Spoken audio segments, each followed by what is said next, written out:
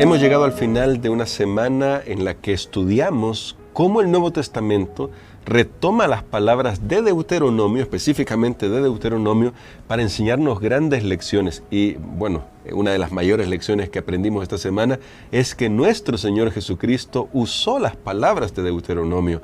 Eso implica que tenía una relación muy estrecha con la palabra de Dios, como la que nosotros debemos tener. Pero hoy vamos a orar para hacer un breve resumen y nuestro pastor, el pastor Dani Perla, nos ayudará para afianzar algunas cosas y dar algunas luces que necesitamos para nuestra vida hoy en el siglo XXI.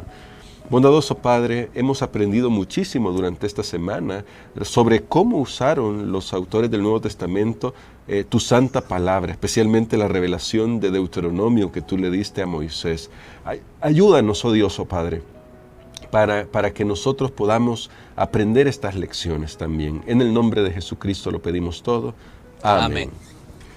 Hay una preocupación, Pastor Dani Perla, que debemos tener todos aquellos que amamos la palabra de Dios, y es que lamentablemente en los siglos recientes, y digo siglo porque no es tan reciente como quisiéramos, pero en los siglos recientes ha habido una creciente duda sobre la palabra de Dios. Pero esta semana aprendimos que los autores del Nuevo Testamento tomaban la palabra de Dios, tomaban el libro de Deuteronomio y lo aplicaban.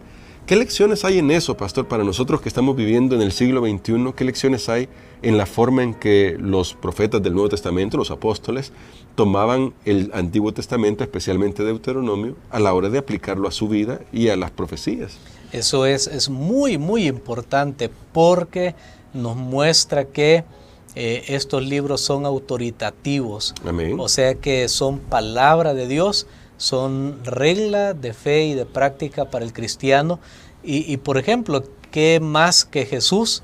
Claro. ¿Qué mayor ejemplo que Jesús cuando en el desierto tomó de lo que nosotros conocemos como Deuteronomio 6, porque antes era todo el texto y sí, hoy lo hemos dividido para propósitos de estudio, facilidad de encontrar las declaraciones, pero lo que para nosotros es Deuteronomio 6, capítulo 6, Jesús tomó de ese capítulo y derrotó en 3 ocasiones al enemigo, los 3 intentos que hizo para llevarlo a pecar. Así que si Jesús utilizó esas palabras escritas en Deuteronomio, nos está diciendo, miren, esto es la palabra de Dios. Amén. Esto tiene validez, tiene vigencia, porque alguien puede pensar, bueno, esto es el Antiguo Testamento, o esto era para los judíos, esto no tiene que ver para mi vida. De hecho, muchos piensan de esa manera hoy, y dicen, no, esas leyes de salud que hay ahí en Levítico, esas leyes de salud que se encuentran en el Antiguo Testamento no son para mí, o esas enseñanzas con los mandamientos, con el sábado, no es. Cuidado, porque lastimosamente eso es lo que hace hoy la mente crítica, la mente escéptica. Pero al usar los escritores del Nuevo Testamento y también los personajes, como vimos Esteban, sí, que tomó Pedro, que tomaron estas palabras, nos están diciendo que sí, es una autoridad. De hecho, para el tiempo de Jesús ya el Antiguo Testamento había sido traducido también, aunque fue escrito en hebreo, había sido traducido al griego. Así es. Y es lo que se conoce como la Septuaginta. Y eso, hay una tradición por ahí, porque los 70 fue que escribieron eso, pero ese no es el tema, sino que esos escritos que del hebreo pasaron al griego son los que utilizan los escritores del Nuevo Testamento. Normalmente lo citan, Jesús, Pablo, citan esas palabras que del Antiguo Testamento fueron traducidas al griego de su época. Así que dan en el uso que ellos le dan en la traducción y qué palabras se escogen, qué palabras griegas para las palabras hebreas. Sabe que eso nos da mucha luz, porque así vemos cómo en el Nuevo Testamento, por qué hacen selección y qué significa en concepto. Yo sé que tal vez esto pues requeriría más tiempo. Es un poquito para aquellos que están estudiando, claro, así la Biblia más profundamente, pero lo menciono por la validez, pues si hay alguien que sabe de estos hechos y nuevamente establece la validez de las palabras de Dios. Ahora, lo importante es no dejarse confundir, no dejarse llevar por la corriente. Todos los libros de la palabra de Dios que nosotros conocemos ahora como la Biblia son inspirados, y el uso que hizo Jesús, los apóstoles, en el Nuevo Testamento de esos escritos nos muestra que sí tienen una vigencia y una importancia hasta el fin de los tiempos. De paso, amén, el libro de Deuteronomio, yo le puse aquí en mi lección el Club de los Cuatro. Pertenece al Club de los Cuatro, que son de los 4 libros del Antiguo Testamento que fueron más citados en el Nuevo Testamento. Wow. Los otros 3 son Génesis, Salmos e Isaías, pero ahí tenemos a Deuteronomio también, pertenece al Club de los cuatro.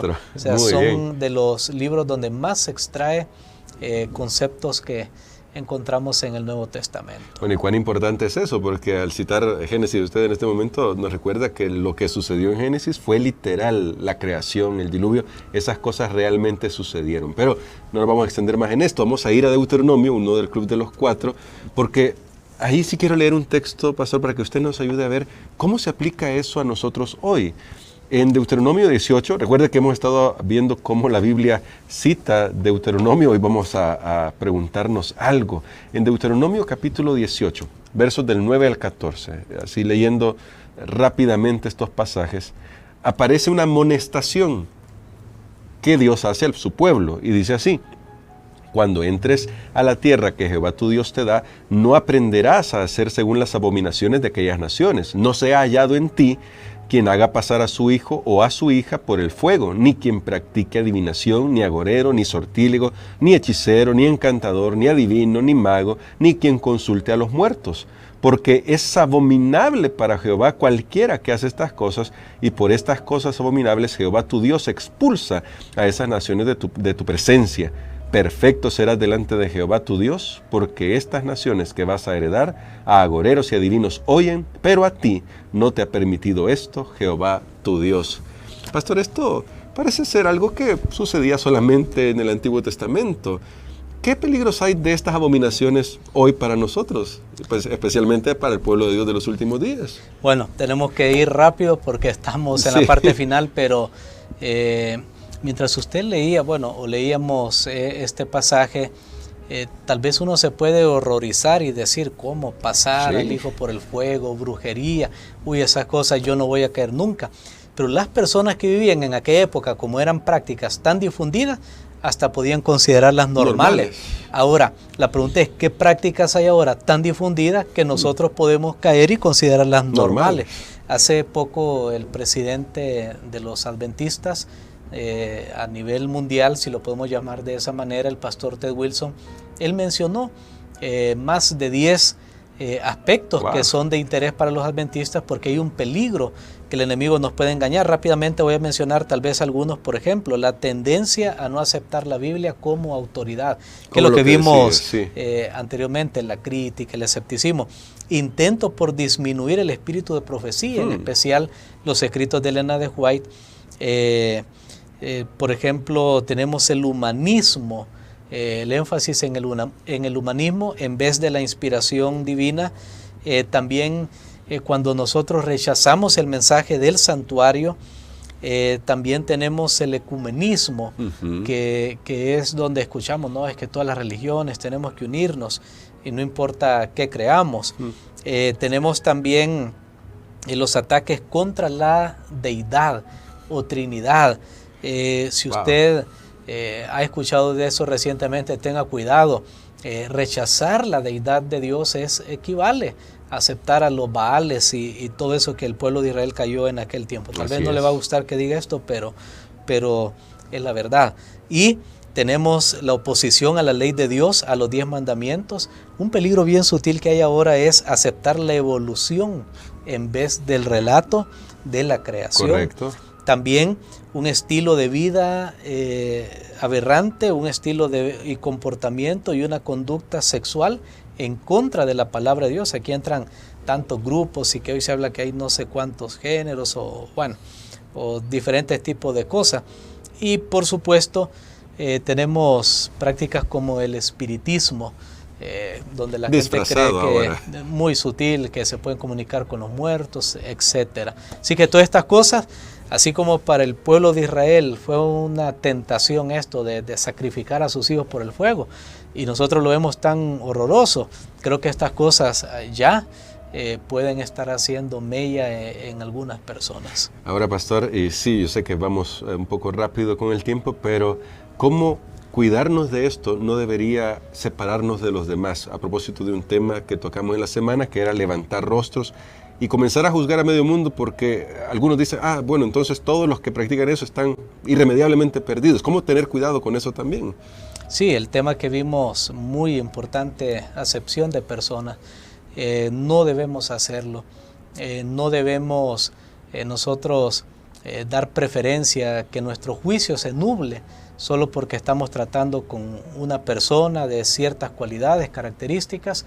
No, debemos ir a la cruz de Cristo. Creo que la gran solución es la cruz de Cristo. Todos al pie de la cruz estamos en el mismo nivel. Amén. No hay nadie que pueda permanecer al pie de la cruz de Cristo como una persona santa, jamás. De hecho, el apóstol Pablo entendió también esto, que cuando él se presentaba, él se llamaba el primer pecador.